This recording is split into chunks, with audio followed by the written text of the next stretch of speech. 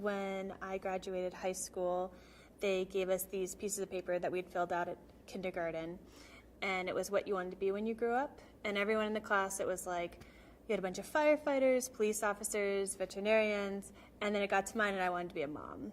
And I was the only one that had mom. Well, then fast forward to, I was 22, sitting in my lawyer's office with my partner at the time, and I had just gotten my third DUI, and they said that I was looking at some pretty serious jail time, and I was very scared, and he said, the worst thing you can do is get another DUI right now. And so I did. So I got DUI number 4 within a month, and I did what I always do. I changed my number, I moved, I made it so they couldn't reach me, contact me at all. And then my partner at the time got into some legal trouble, unrelated, and she had her court hearing. And so I went with her to that, and then I was like, I should call and see what's going on with my court stuff. And the woman answered the phone and said that I had court the next day.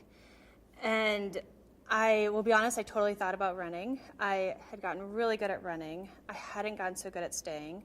And so I panicked, and I was like, I need to talk to my lawyer. Like, I need to know what's happening, because the last thing I had heard was DUI number 3. I was looking at serious jail time, and then I got number 4. So she said he can meet with you right before the hearing, but that's it. I walked to the courthouse, and I thought it would be the last time I would see a lot of things. So I was crying, hugging a tree, being like, I'm not going to be able to see a tree for a while.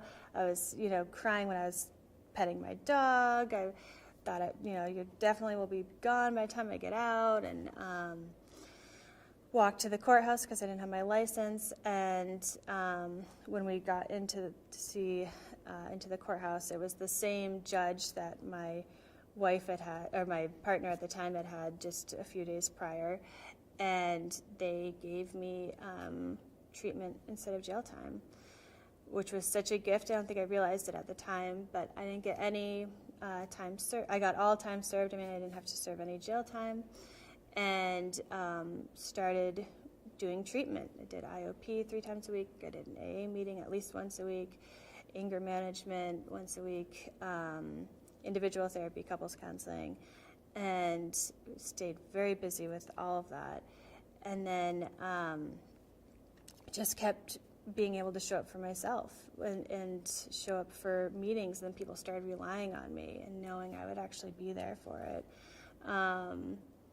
like for this, And the beautiful gift was, like, on the day of my 10-year sobriety, I got to have a baby shower, and that was it was such a gift to be able to do that on the day of my sobriety. So now I have 2 awesome kids. I have an amazing wife.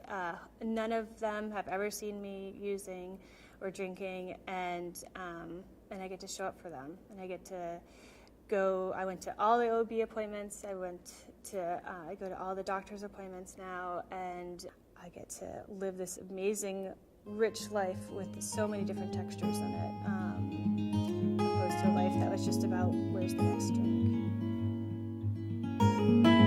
I heard the bird was by your door.